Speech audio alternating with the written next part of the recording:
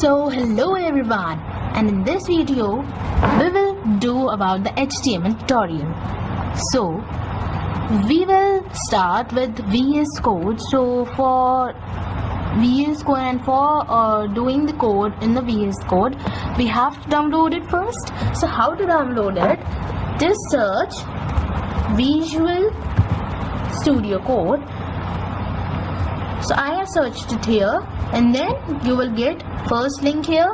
Click on this, then download for Windows. Just click on this. So it's downloading here. It's approx 79.4 MB. Now it's open, and now you can see it's so I will open this.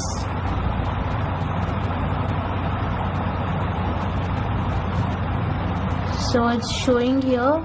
So first click on I accept the agreement. Next, now you have to click on all the ticks here, tick marks here as shown here, then go next, then install. So it will install fastly.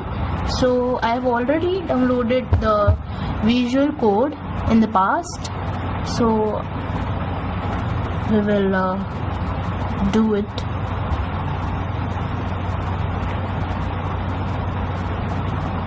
So it's important to click on all the text marks. So just click I launch Visual Studio Code, launch Visual Studio Code. You have to click on that, click and then finish.